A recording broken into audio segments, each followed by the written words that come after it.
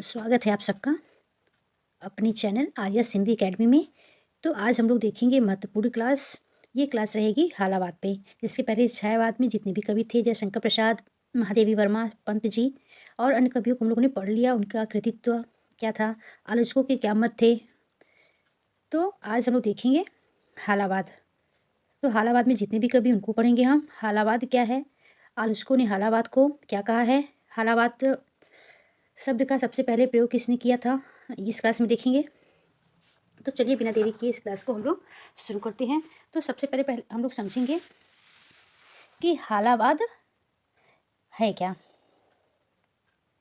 हालावाद को कहते क्या है। जैसे हालावाद का विषय मूलतः सौंदर्य और प्रेम तथा तजन्य उल्लास और विषाद की अनुभूति है। क्या है, हालावाद की विशेषता है।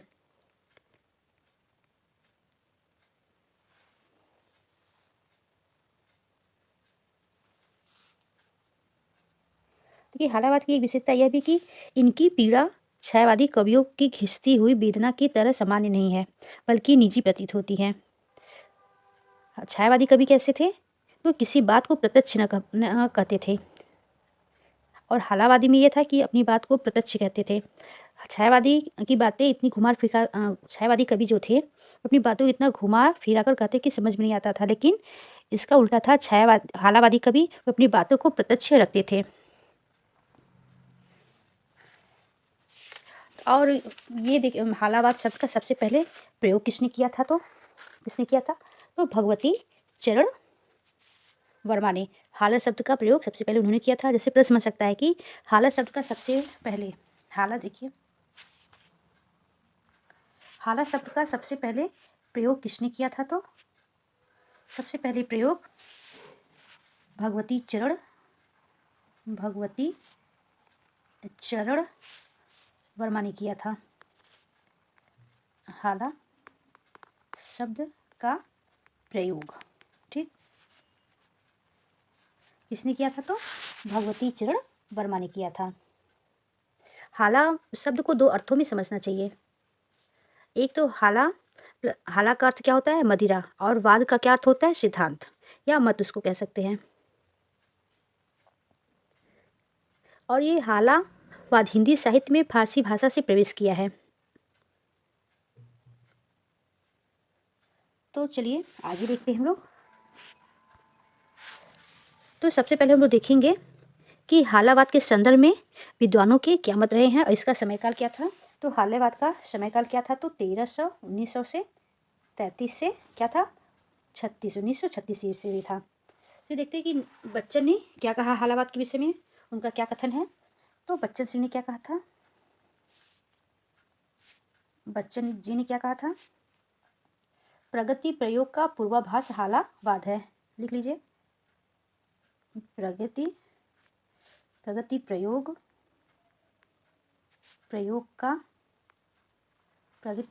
का पूर्वाभास हालावाद है। पूर्वाभास हालावाद है।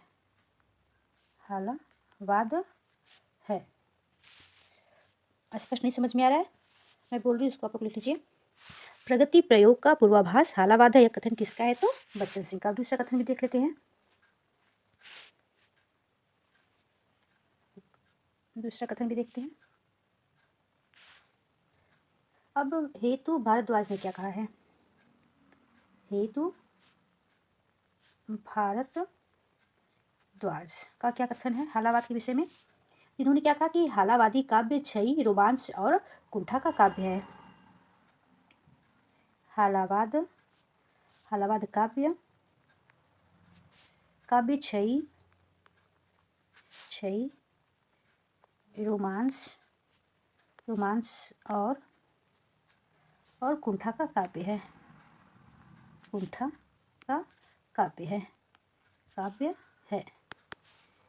ये कथन किसका है छयवाद को लेके, तो ये हेतु भारद्वाज का कथन है। एक कथन और देख लेते हैं हम लोग। अब देखते हैं नगेंद्र ने क्या कहा है हालावाद के संदर्भ में। ये व्यक्ति कविता छायावाद की अनुजा और प्रगतिवाद की अग्रजा बनकर आई है। देखिए नगेंद्र का कथन, नगेंद्र का क्या कथन है? ये व्यक्ति कविता, ये व्यक्ति कविता, यह व्यक्ति कविता छायावाद की क्या है? छायावाद की क्या है? अनुजा है। और प्रगतिवाद की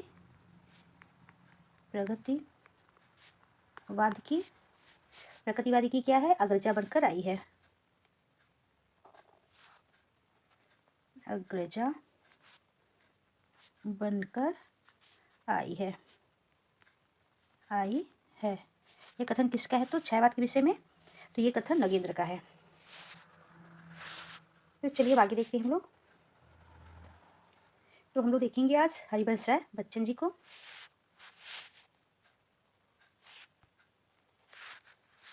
तो सबसे पहले देखते हैं हरिवंश राय बच्चन जी का जन्म कब हुआ था? तो 1907 ईस्वी में। कहाँ हुआ था? तो इलाहाबाद में।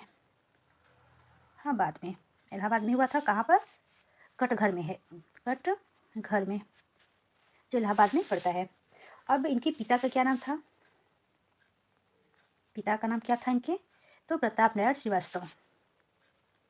प्रताप नारायण श्रीवास्तव पिता का नाम था। और माता का नाम क्या था? माता का नाम सरस्वती। माता का नाम क्या था? सरस्वती। माता का क्या नाम था? सरस्वती। इनको हिंदी का वायरन कवि भी कहा जाता है।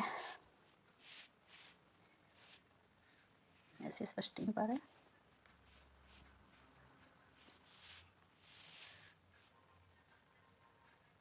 इनको हिंदी का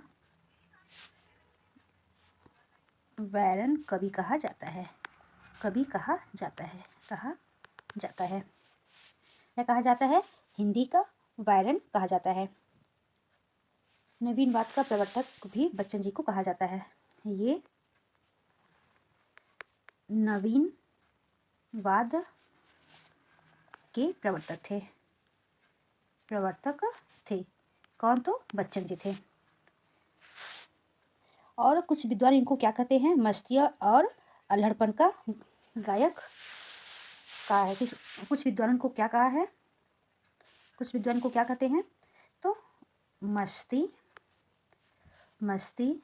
और अल्हड़पन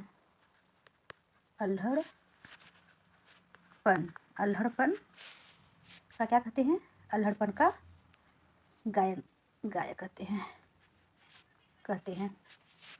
आगे देखते हैं। और हिंदी में बच्चन जी का प्रवेश उमर खयाम की रुबायत के अनुवाद के साथ हुआ है। तो चलिए देखते हैं इनकी रचनाएं कौन कौन सी हैं। इनकी रचनाएं मधुशाला जो 1935 में है, मधुबाला 1936 में है, मधुकलश 1937 में है, निशा निमंत्रण 1938 में है, एकांत संगीत 1939 में है, आकुल अंतर 1943 में है, सतरंगिनी 1945 में है, बंगाल का काल 1946 में है, सूत की माला 1948 में है, मिलन यामिनी 1950 में है, प्रणय पत्रिका। आगे देखते हैं प्रणय पत्रिका कब की है इनकी? तो कब की है? 1955 ईस्वी की है। धार के इधर उधर 1957, आरती और अंगारी 1958 में है, बुद्ध और नाचघर 1958 में है, त्रिभंगिमा 1961 की रचना है, चार खिमी 64 खोटे। त्रिभंगिमा में कौन कौन सी कविताओं पे साथ करवा के प्रकाशित करवाया था? तो त्रिभंगिमा में कौन कौन सी रचनाएं हैं? एक कर्ण, द्रौपदी, महाकाल। ये तीन रचना एक ही जिल में इन्होंने करके त्रिभंगिमा नाम से प्रकाशित करवाया है।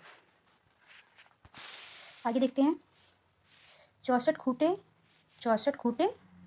1962 में है, दो चट्टाने 1965 में है। इस रचना पे उनको कौन सी पुरस्कार मिला था? तो दो चट्टाने। कौन सा पुरस्कार मिला था? तो साहित्य अकादमी पुरस्कार मिला था दो चट्टानों पर। साहित्य अकादमी पुरस्कार मिला था। पुरस्कार कब मिला था? तो 1968 में ईस्वी में उनको दो चट्टानों के लिए पुरस्कार मिला था। करती प्रतिभाओं की आवाज़ भी महत्वपूर्ण है। नागर गीता, उभरते प्रतिमानों के रूप, जाल समेटा। आगे देखते हैं।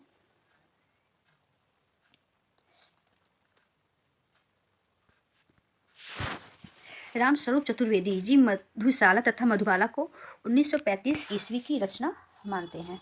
कब की मानते हैं? 1935 की रचना मानते हैं। और इनकी जो मधुशाला रचना है तो हाउस ऑफ वाइन के नाम से इसका अनुवाद किसने किया था? अनुवाद किसने किया था? मधुशाला जो रचना है इसका अनुवाद किसने किया था? तो रामस्वरूप ब्याज ने। रामस्वरूप ब्याज ने, चतुर्वेदी नहीं है, ब्याज। इसको आप लोग अच्छे से याद रखिएगा कि मधुशाला का अनुवाद किसने किया? तो रामस्वरूप ब्याज ने। और किस नाम से? House of wine. House of wine के नाम से अनुवाद किया था किसने? रामस्वरूप ब्यास ने मधुशाला का। डॉक्टर बच्चन सिंह मधुशाला को 1933 की रचना तथा मधुबाला को 1936 की रचना मानते हैं। इनके अनुसार मधुशाला, मधुबाला और मधुकलश पर उमर खयाम की गहरी छाप है। बच्चन सिंह के अनुसार मधुशाला की लोकप्रियता का एक कारण है कि उसमें स्वच्छंदतावादी निषेध का निषेध है।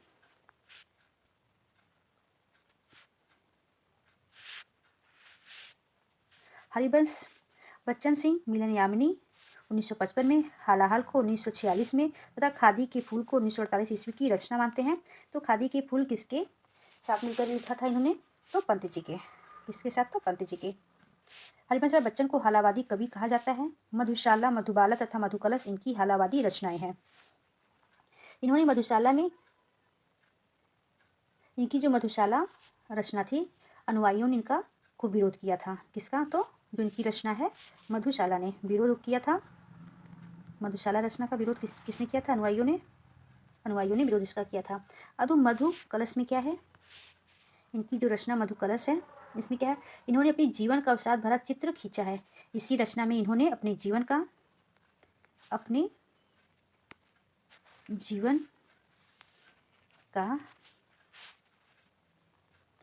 अवसाद भरा चित्र खींचा है। किस रचना में? तो मधु कलश में। प्रश्न हो सकता है कि बच्चन सिंह ने अपनी किस रचना में अपने जीवन का अवसाद भरा चित्र खींचा है? तो मधु कलश में।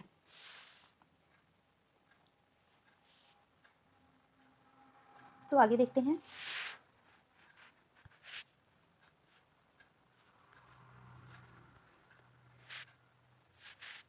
हरिवंश राय बच्चन को हिंदी का वैलेंट छही रोमांस का कवि भी कहा जाता है।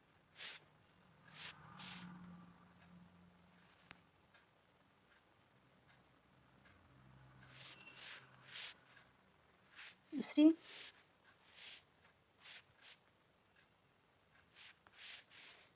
इनके हालावादी काव्य के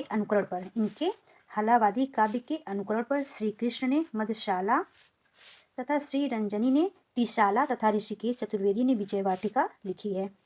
किस रचना के आधार पर? तो हालावादी काव्य के अनुसरण पर श्री कृष्ण किया लिखा है मधुशाला। हरिवंश राय बच्चन को हिंदी का वैरण छही रोमांस का कवि, मस्ती और अल्लड़पन का कवि, आत्मानुभूति का कवि तथा आत्मकेंद्रित कवि भी कहा जाता है। इनकी रचना खादी के फूल जो बहुत ही महत्वपूर्ण एग्जाम में कई बार पूछा गया है। हरिवंश राय बच्चन ने सुमित्रा नंदन पंत के साथ संयुक्त रूप से इसको लिखा है। किस रचना को? तो खादी के फूल, जो उनकी महत्वपूर्ण रचना है और कई बार भी एग्जाम में पूछा गया है। तो अब हम लोग देखेंगे दूसरे रचनाकार को। तो सबसे पहले देखते हैं इनके विषय में। इनका जन्म कब हुआ था? तो 1913 ईस्वी में हुआ था। कहाँ? उन्नाव और उत्तर प्रदेश में, जो सफीदो उत्तर प्रदेश में हुआ था। और ये प्रतापगढ़ की जो राजा थे, प्रतापगढ़ के राजा भद्री सिंह के यहाँ रहे थे। किसके यहाँ? तो भद्री सिंह के यहाँ रहे थे। कब? 1933 में। ये भी प्रश्न बन सकता है कि भगवती चरण वर्मा किस राजा के यहाँ रहे थे? तो भद्री सिंह के यहाँ रहे थे। आगे देखते हैं। इन्होंने विचार नामक साप्ताहिक पत्रिका का भी संपादन कार्य किया है। जो विचार नामक पत्रिका थी, विचार नामक पत्रिका का संपादन भी किया है, संपादन किया है। और ये क्या थे? फिल्म तथा लेखन के साथ साथ वर्मा जी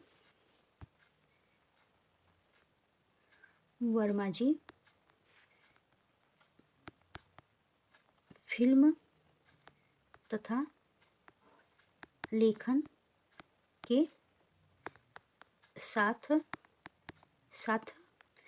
के साथ साथ नवजीवन नामक दैनिक पत्रिका का भी संपादन किया था। नवजीवन नामक पत्रिका का संपादन किया।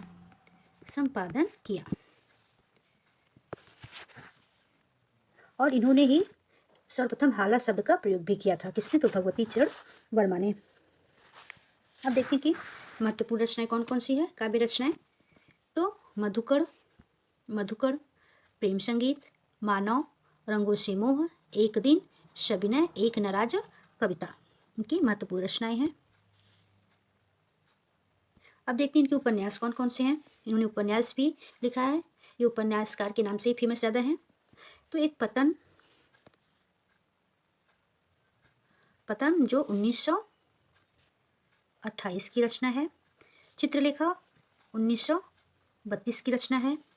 टेढ़े मेढ़े रास्ते, और ये रचना मार्क्सवादी से प्रभावित रचना है। टेढ़े मेढ़े रास्ते। आखिरी दाव, अपने खिलौने भी 1900 भी महत्वपूर्ण रचना है। तो जितनी भी महत्वपूर्ण रचना है उनका रचनाकाल याद रखिएगा आप लोग।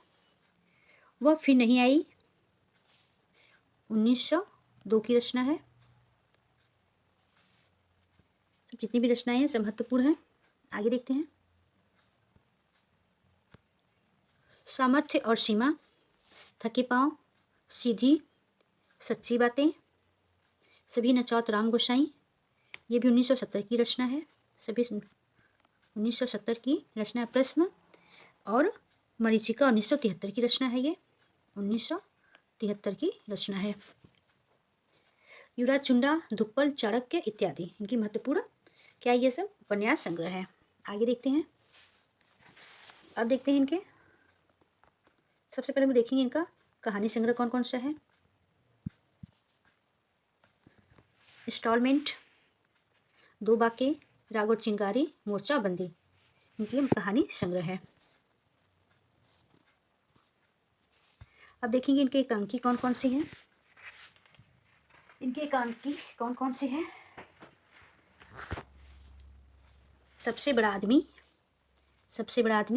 चौपाल में दो कलाकार। नाटक कौन सा इनका है? वसीयत, ये भी महत्वपूर्ण रचना है। रुपया तुम्हें खा गया, ये भी महत्वपूर्ण है। बुझता दीपक, मैं और मैं, ये इनका नाटक है। बुझता दीपक, मैं और मैं, रुपया तुम्हें खा गया, वसीयत। रेडियो रूपक कौन सा है? तो महाकाल, द्रौपदी, इनका रेडियो है। अब देखते हैं आलोचनात्मक निबंध कौन कौन सा इनका है। साहित्य की भावनाएं, हमारी उलझन, साहित्य के सिद्धांत का रूप, ये भी महत्वपूर्ण रचनाएं कौन कौन सी। साहित्य की भावनाएं, हमारी उलझन, साहित्य के सिद्धांत का रूप, ये आलोचनात्मक निबंध है। अब देखते हैं संस्मरण, रेखाचित्र अतीत के गर्त में, ये साथ और हम, आगे देखते हैं।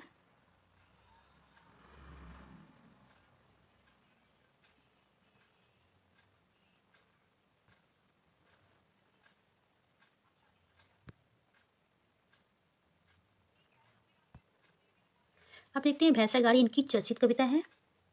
भैंसा गाड़ी कैसी रचना है? तो इनकी चर्चित रचना है। मुगलों ने सल्तनत बख्श दी, इनकी बाल साहित्य कृति है। मुगलों ने सल्तनत बख्श दी, यह कहानी जो इनका है बाल साहित्य कृति है।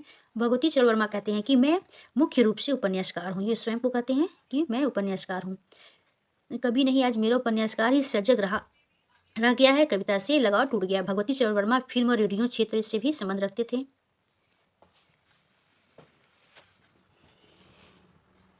इनकी जो रचना थी टेढ़े मेढ़े रास्ते, इसमें इन्होंने मार्क्सवाद की आलोचना प्रकट की है। लेकिन पूरी व्याख्या नहीं हो पाई है। जो इनकी रचना टेढ़े मेढ़े रास्ते हैं,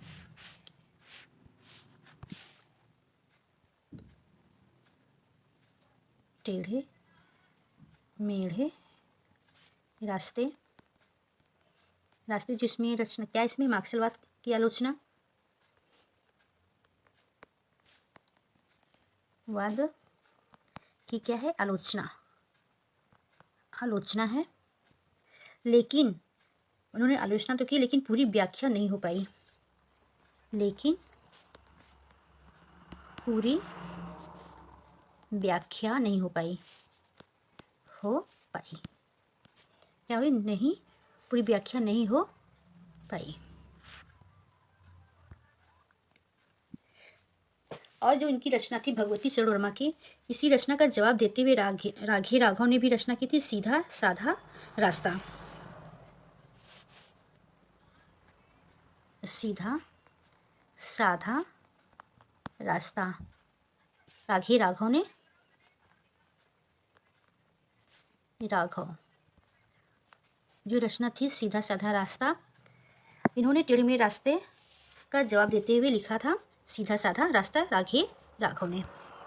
तो भगवती चरण वर्मा की जितनी भी रचना थी सब इसको पढ़ लिए। तो अब नेक्स्ट देखेंगे हरि कृष्ण प्रेमी के विषय में। इनका जन्म कब हुआ था? इनका जन्म 1907 में हुआ था। इनका जन्म कब हुआ था? तो 1907 में हुआ था। और देखेंगे इनका काव्य रचनाएं कौन कौन सी है। आँखों में, क्या है इनका काव्य रचनाएं? आँखों में, जादूगरनी, अनंत के पथ, अग्निगान की जितनी भी महत्वपूर्ण रचना है, अग्निगान, अनंत के पथ, हरि कृष्ण प्रेमी की रचना है। आगे देखते हैं। अब इन्होंने नाटक कौन कौन सा लिखा है? इन्होंने नाटक कौन कौन सा लिखा है उसको देखते हैं।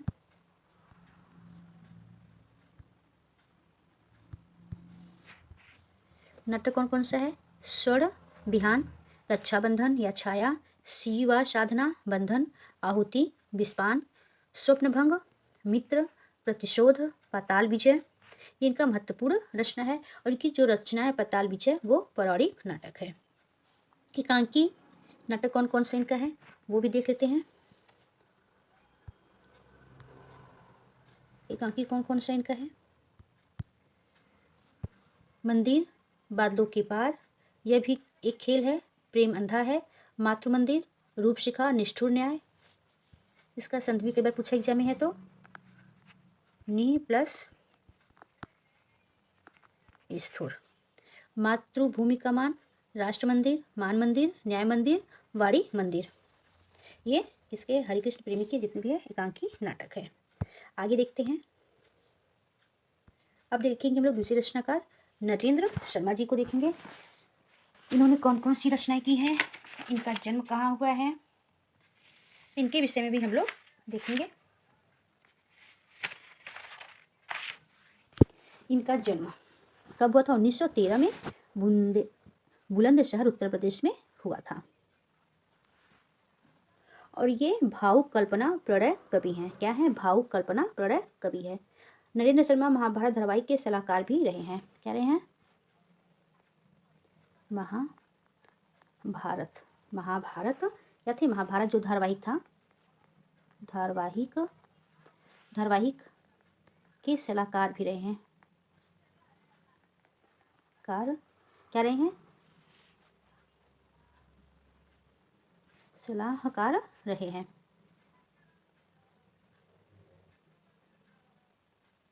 और 1932 में क्या किया था इन्होंने? 1932 में इन्होंने कौन सा थीम लिखा था? तो एशियन गेम्स की थीम, एशियन गेम्स का थीम, एशियन गेम्स का थीम इन्होंने कब लिखा था? तो 1932 में। किसने लिखा था? नरेंद्र शर्मा ने लिखा था। और इनकी प्रथम रचना कौन सी है? इनकी प्रथम रचना, प्रश्न ऐसे बन सकता है कि नरेंद्र शर्मा की प्रथम रचना, प्रथम रचना कौन सी थी? तो प्रथम रचना कौन सी थी? प्रवासी के गीत। क्या था? प्रवासी के गीत इनकी प्रथम रचना थी। और कब थी ये? तो कमेंट पे जरूर लिखिएगा। अब देखते हैं, आगे देखते हैं कि काव्य रचनाएं कौन कौन सी है। प्रभात फेरी 1938 में है, पलाशवन 1940 में है, सूल फूल 1934 में है, मिट्टी के फूल 1942 में है। इनके ये जो सूल फूल रचना है 1931 में इनकी प्रथम काव्य ग्रंथ कविता सूल फूल किस पत्रिका में प्रकाशित हुई? तो ये चांद पत्रिका में प्रकाशित हुई थी। कब हुई थी? तो 1931 में ये सूल फूल रचना चांद पत्रिका में प्रकाशित हुई थी। मिट्टी के फूल, कड़ फूल, हंसमाला 1947 की है। प्रवासी के गीत 1939 की रचना है। और रक्तचंदन 1948 की रचना है। कदली बनबिन का महत्वपूर्ण रचना है। और उत्तर जय भीम का महत्वपूर्ण रचना है जो 1965 में है।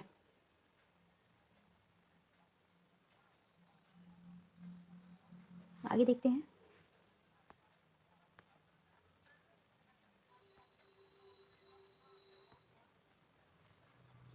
अब देखते हैं रमेश शुक्ल अंचल की काव्य रचना क्या है। तो इनके विषय में थोड़ा हम लोग जान लेते हैं।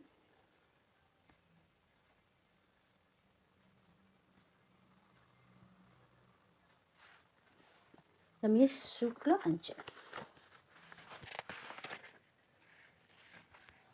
तो सबसे पहले हम लोग देखेंगे इनका जन्म। अंचल जी का जन्म, अंचल का जन्म कब हुआ था? तो 1915 में। 1915 में कब हुआ था? 1915 ईस्वी में। और इनकी प्रारंभिक शिक्षा कहाँ हुई थी? तो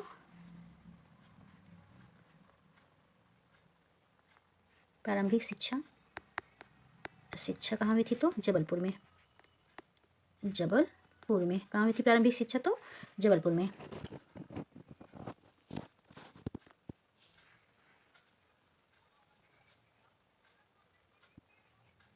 चलिए आगे देखते हैं। अब देखते हैं इनकी रचनाएं कौन कौन सी हैं। मधुलिका 1938 में है। करील 1942 में है। अपराजिता महत्वपूर्ण रचना है 1939 में है। लाल चुनर 1942 में है। किरण बेला 1941 में है। वर्षांत के बादल 1954 में है। आगे देखते हैं।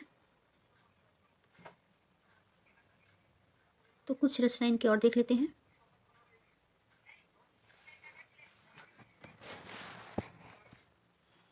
इनकी जो रचना है लाल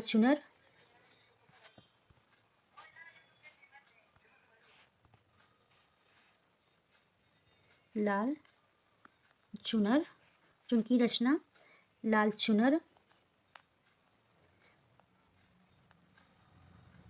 नहीं, मधुलिका अपराजिता,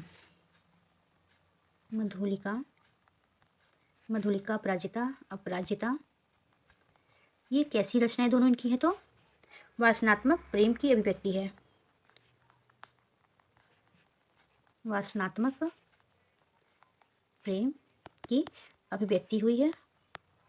अभिव्यक्ति की प्रश्न ऐसे बन सकता है कि रमेश शुक्ल अंचल की किस रचना में वासनात्मक प्रेम की अभिव्यक्ति हुई है? तो मधुलिका और अपराजिता में। दूसरी रचना भी थोड़ा देख लेते हैं। इनकी एक रचना किरण बेला और लाल जोड़ा इनके प्रगतिशील गीतों का संग्रह है। किरण और लाल जोड़ा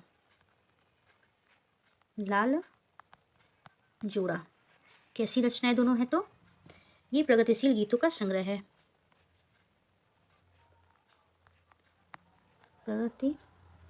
प्रगतिशील गीतों का संग्रह है। क्या है? संग्रह। कौन सी रचना? किरण बेला और लाल जोड़ा। और इन्हें हिंदी साहित्य में मानसलवाद का प्रवर्तक भी कहा जाता है।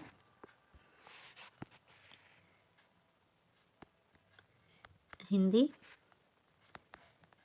साहित्य में मार्शलवाद का प्रवर्तक कहा जाता है।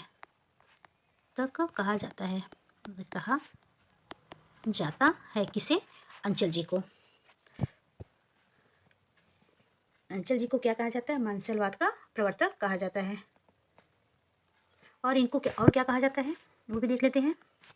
खड़ी बोली में अति स्वच्छंदतावाद का प्रणेता भी कहा जाता है। खड़ी बोली में अति स्वच्छंदतावाद का प्रणेता भी कहा जाता है। देख लेते हैं। खड़ी बोली में राइटिंग नहीं समझ में आया तो मैं बोल रही हूँ, उसको आप लोग नोट कर लीजिए। खड़ी बोली में अति स्वच्छंदतावाद का, लिखिए, अति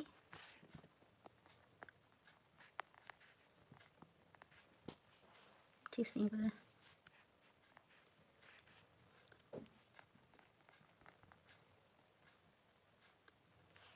क्या कहा जाता है इनको? का प्रणेता भी कहा जाता है।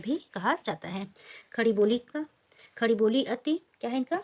खड़ी बोली में अति स्वच्छंदतावाद का प्रणेता भी कहा जाता है। किसको? अंचल जी को।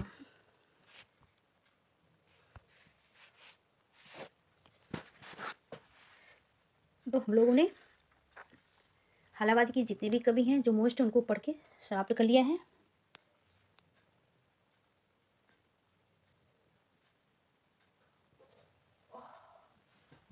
अगर उनको देखना चाहेंगे आप लोग, शंभुनाथ सिंह को, ये क्या थे? नई कविता की स्पष्ट गुंजायमान करने वाले कवि थे।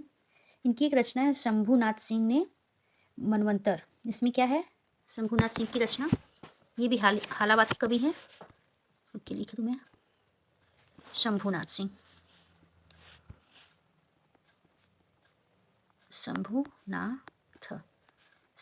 इनकी कौन सी रचना है? मनवंतर। तो ये कैसी रचना इनकी है? तो प्रगतिवादी चेतना की उजागर करते हुए मानव संघर्ष की गाथा को व्यक्त किया है। मनवंतर में क्या है? मनवंतर नामक रचना में शंभुनाथ सिंह ने प्रगतिवाद चेतना को उजागर करते हुए मानव संघर्ष की गाथा को व्यक्त किया है। किस रचना में? अपने शंभुनाथ ने तो मनवंतर रचना में। इनकी और भी रचनाएं हैं शंभुनाथ की।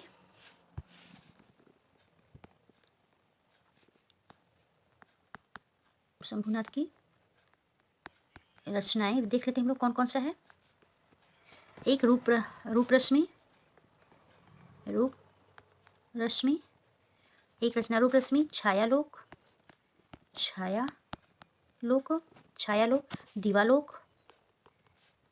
दीवालोक और उद्यांचल।